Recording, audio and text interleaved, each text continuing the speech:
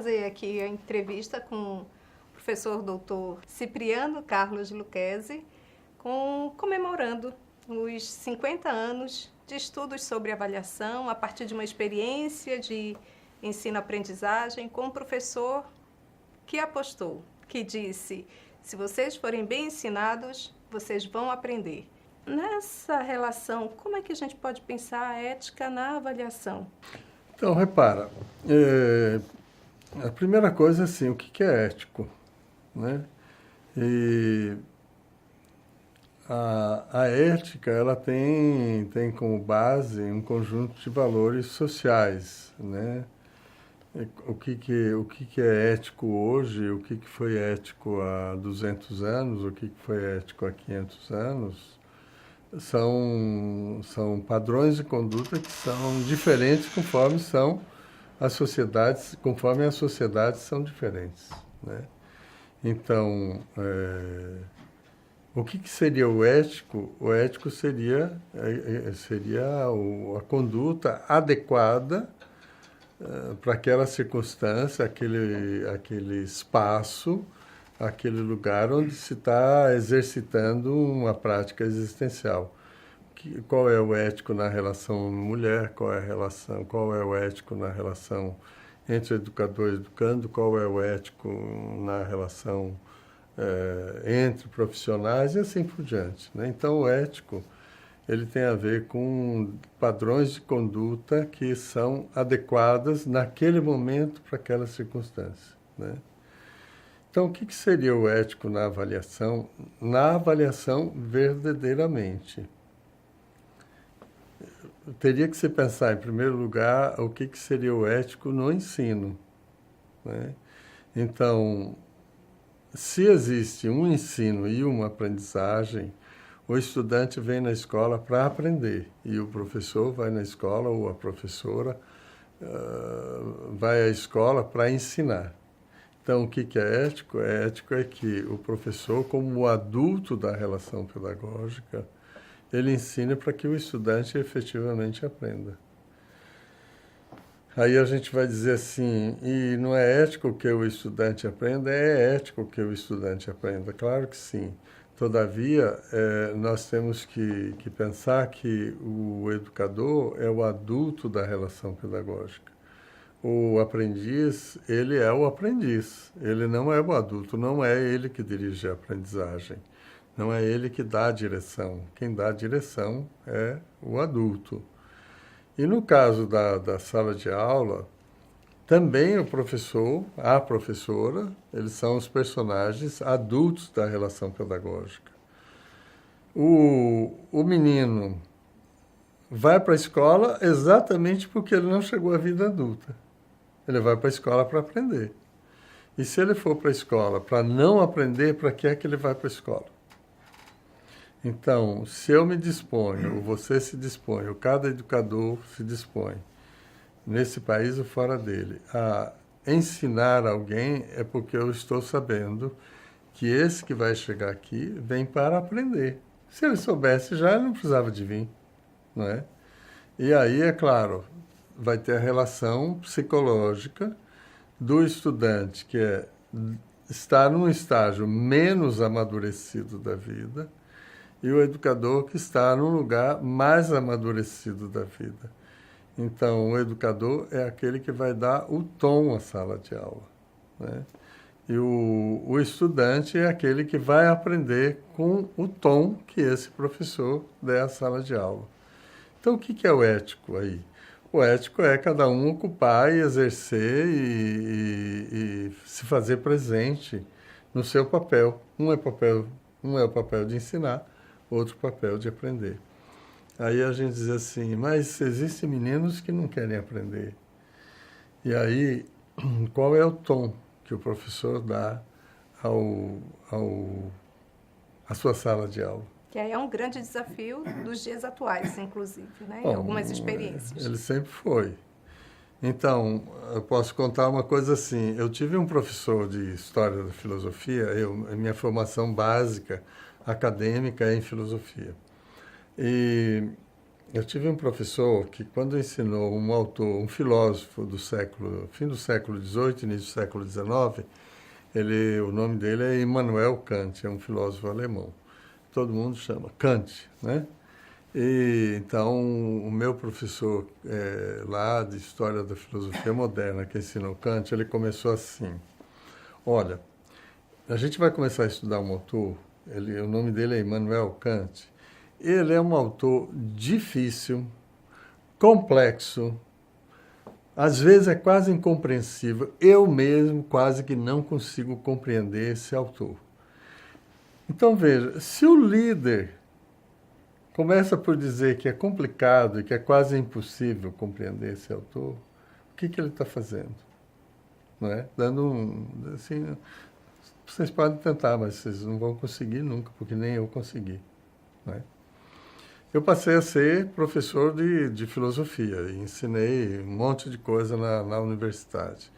Uma delas, num semestre qualquer daqueles, eu ensinei História do Pensamento Moderno, História do Pensamento Filosófico Moderno. E um dos autores era Kant.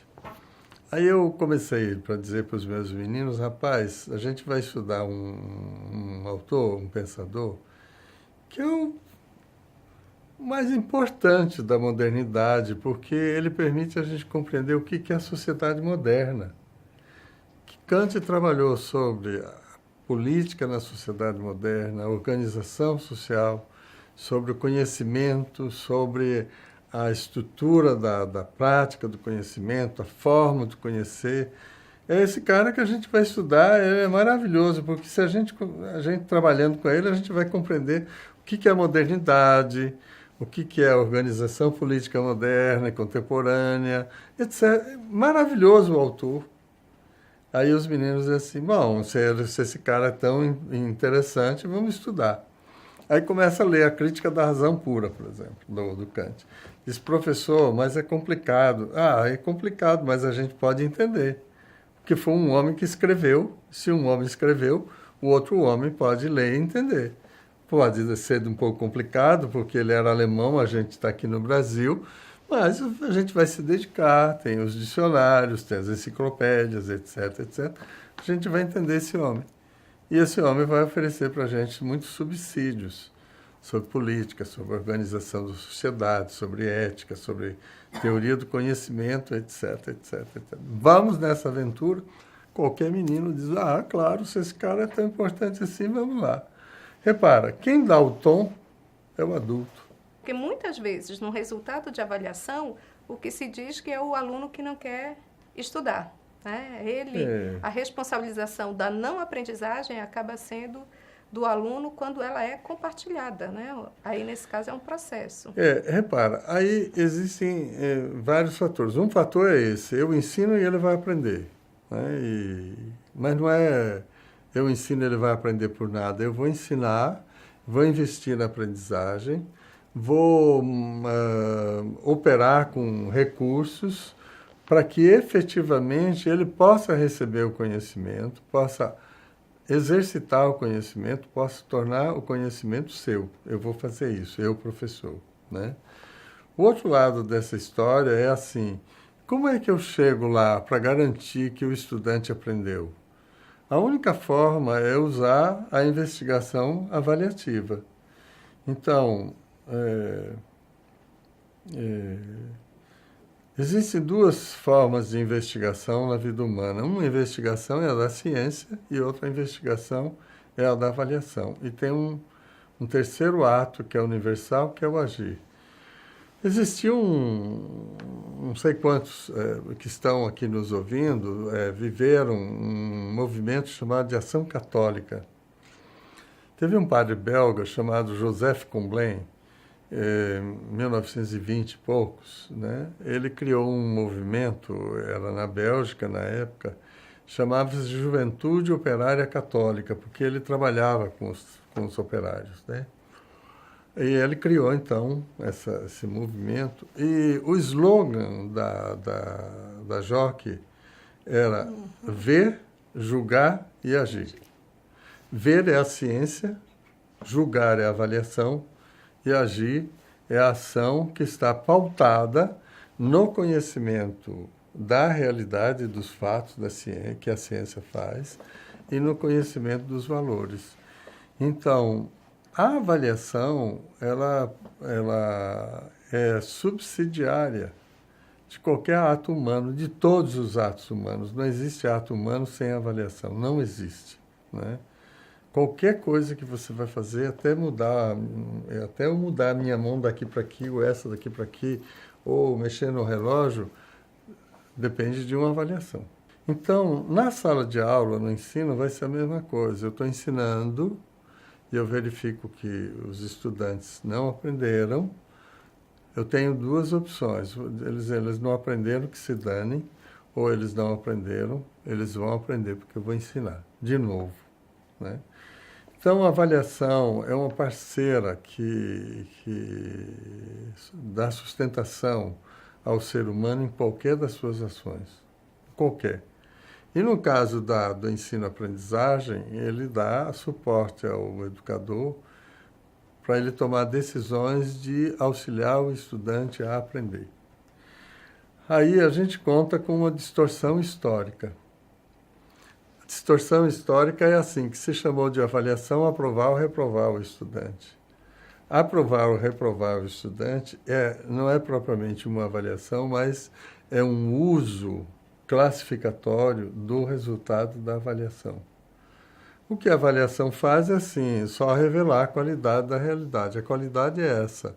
O que você quer fazer com essa qualidade, com essa realidade? Aí eu tomo decisão, eu vou refazer, eu vou insistir, eu vou burilar, e assim por diante. Então, a decisão, quem toma, se a gente pudesse distinguir, deve distinguir entre o avaliador e o gestor, quem toma a decisão é o gestor da ação, não é o avaliador. Na minha vida pessoal, quem toma a decisão não é a minha faceta avaliativa.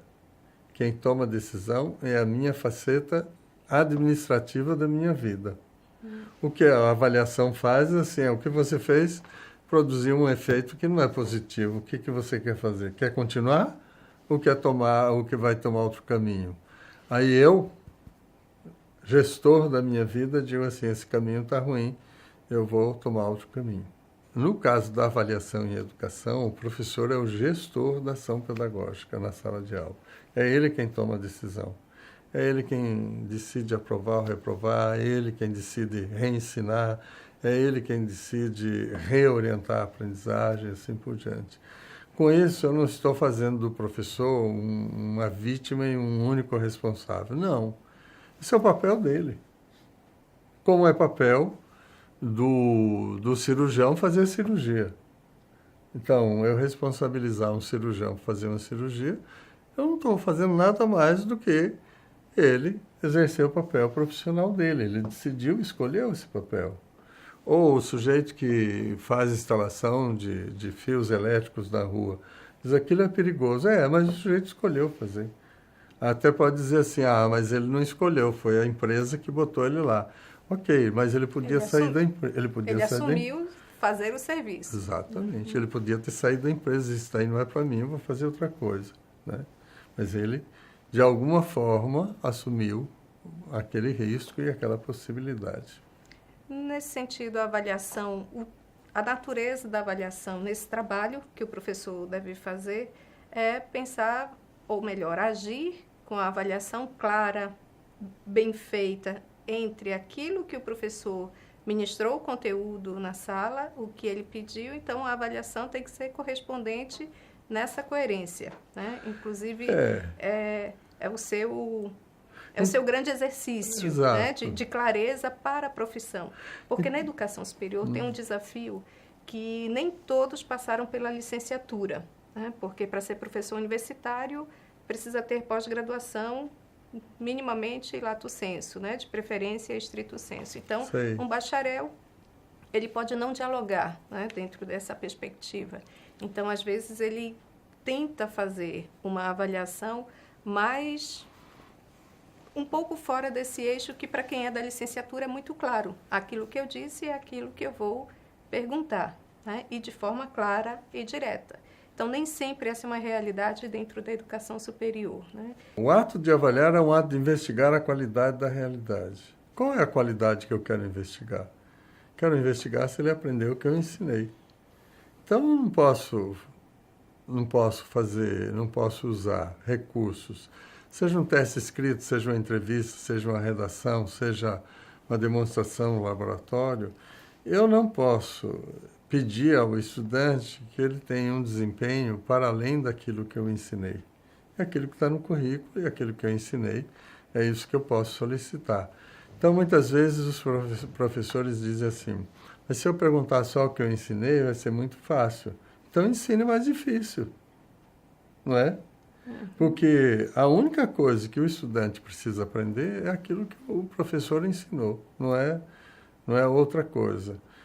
Alguns livros até de medidas educacionais dizem assim, num teste deveria ter 2 tipos de questões. As questões que são relativas ao que foi ensinado e algumas questões de prospecção de aprendizagem do estudante.